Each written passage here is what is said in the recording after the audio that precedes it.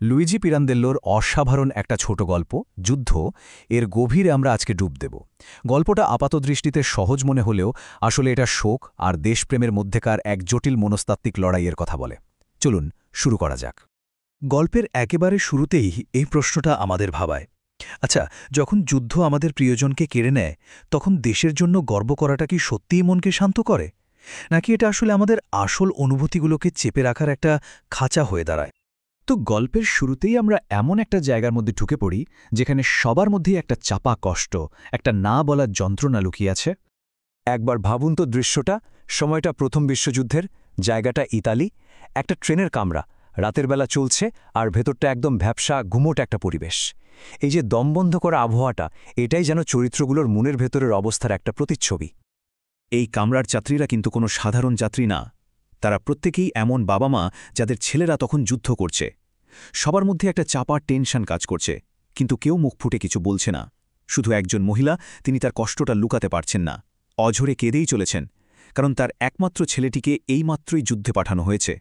তার এই কান্নাটা বাকিদের ওই পাথুরের নীরবতার সাথে একটা অদ্ভুত কন্ট্রাস্ট তৈরি করে। এখন এই যে মহিলাটা কাঁদছে, এটা দেখে অন্য যাত্রীরা কি করল? তাদের প্রতিক্রিয়ার মধ্যেই আমরা দেখতে পাই তারা কিভাবে নিজেদের শোকটাকে একটা মুখোশের আড়ালে লুকানোর চেষ্টা করছে। আর সেই মুখোশটার নাম দেশপ্রেম। কি অদ্ভুত একটা কথা, তাই না? ওরা কিন্তু কাঁদতে থাকা মহিলাটিকে সান্ত্বনা দিচ্ছে না, বরং একটা বড়সড় দার্শনিক যুক্তি দিচ্ছে। বলছে, ছেলেরা তো আসলে আমাদের নয়, ওরা দেশের সম্পত্তি। এটা যেন একটা পবিত্র দায়িত্ব। এখানে ব্যাপারটা আরও জটিল হয়ে যায়। ওরা নিজেদের সংযমকে একটা অস্ত্র হিসেবে ব্যবহার করা শুরু করে। মানে ওরা বোঝাতে চাইছে, দেখো, কষ্ট তো আমাদেরও হচ্ছে, আমরাও তো ছেলে পাঠিয়েছি, কিন্তু আমরা তো তোমার মতো কাঁদছি না। এক কথায় তারা নিজেদের তথাকথিত সাহসিকতা দেখিয়ে ওই মহিলাকে আসলে লজ্জিত করার চেষ্টা করছে। আর এই যে পুরো ব্যাপারটা, এটাকে মনোবিজ্ঞানের ভাষায় বলে সেলফ ডিলিউশন বা আত্মপ্রবঞ্চনা। মানে নিজের আসল কষ্টটাকে এড়ানোর জন্য নিজেকেই মিথ্যে সান্ত্বনা দেওয়া। এই যাত্রীরাও ঠিক তাই করছে। দেশপ্রেমের বর্ম পরে নিজেদের ভেতরের ভয় আর কষ্টটাকে ঢাকার চেষ্টা করছে। আর ঠিক তখনই গল্পে এমন একজন আসেন যিনি এই আত্মপ্রবঞ্চনার খেলাটাকে যেন অন্য এক লেভেলে নিয়ে গেছেন। ট্রেনে উঠলেন এক বিশাল চেহারার, একদম ভাবলেশীন একজন লোক। তাকে দেখি কি মনে হয় জানেন? যেন শোকটোক তার কাছে কিছুই না, তিনি এসবের ঊর্ধ্বে উঠে গেছেন। দেশপ্রেমের এক চলন্ত মূর্তি যেন তিনি। আর এর পরেই তিনি বোমাটা ফাটান, শান্তভাবে ঘোষণা করেন যে তার ছেলেও যুদ্ধে মারা গেছে। কিন্তু তিনি কাঁদেন না। কেন? কারণ দেশের জন্য মরাটা শোকের ব্যাপার নয়, এটা গর্বের ব্যাপার।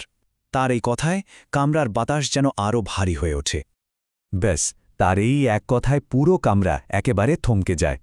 অন্য যাত্রীরা যারা এতক্ষণ দেশপ্রেমের কথা বলছিল, তারা এবার মুগ্ধ হয়ে তার দিকে তাকায়, যেন তারা তাদের হিরোকে খুঁজে পেয়েছে। এমন একজনকে যিনি সত্যিই সন্তান হারানোর ব্যক্তিগত কষ্টকে জয় করতে পেরেছেন।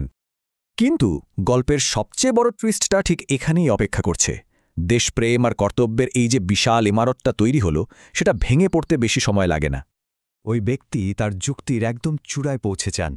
তিনি বলেন, একজন বাবার দায়িত্ব শুধু ছেলেকে দেশের জন্য দেওয়া নয়, বরং ছেলের সাথে নিজেকেও শেষ করে দেওয়া। তার এই কথাগুলো যেন তার আবেগহীনতার চূড়ান্ত একটা প্রমাণ। আর ঠিক সেই মুহূর্তে, যখন সবাই ভাবছে যে এই লোকটা আসলেই অন্য ধাতুতে গড়া, সেই কাঁদতে থাকা মহিলাটি, যিনি এতক্ষণ চুপচাপ ছিলেন, তিনি মুখ খোলেন। গল্পের সমস্ত উত্তেজনা যেন ওই একটা মুহূর্তের জন্য জমাট বেঁধে যায়।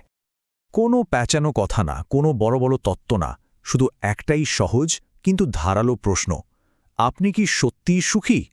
এই প্রশ্নটা যেন একটা তীরের মতো গিয়ে ওই ব্যক্তির দেশপ্রেমের বর্মে সজোরে আঘাত করে।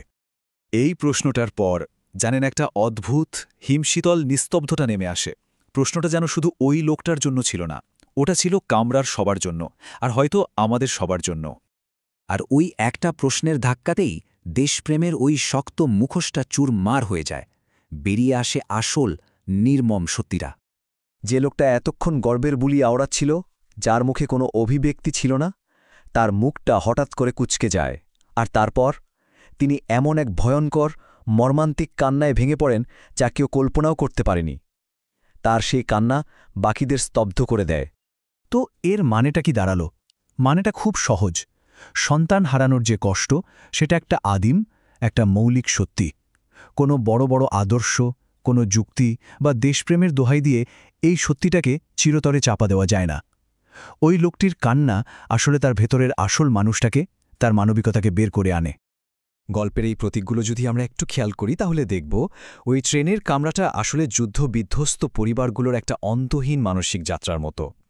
লোকটির ওই ভাবলেশীন চেহারাটা হলো আত্মপ্রবঞ্চনার মুখোশ, আর মহিলার সহজ প্রশ্নটা ওটা হলো সেই অনিবার্য সত্যি যা একদিন না একদিন আসবেই। আর কান্নাটা হলো সেই মুখোশ খসে পড়ার মুহূর্ত, আসল মানবিকতার প্রকাশ। শেষ পর্যন্ত পিরান্দেল্লো আমাদের কি বলতে চাইলেন? বার্তাটা খুব পরিষ্কার। যুদ্ধকে যতই মহৎ করে দেখানো হোক না কেন, এর ভেতরের সত্যিটা হলো গভীর ব্যক্তিগত যন্ত্রণা। মানুষের হৃদয়ের এই ক্ষত কোনো বড় আদর্শ বা স্লোগান দিয়ে সারানো যায় না। ভেতরের কষ্টটাই আসল সত্যি।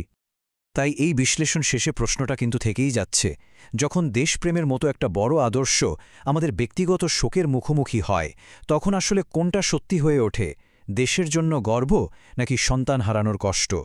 পিরান্দেল্লো আমাদের ঠিক এই কঠিন প্রশ্নের সামনেই এনে দাঁড় করিয়ে দেন।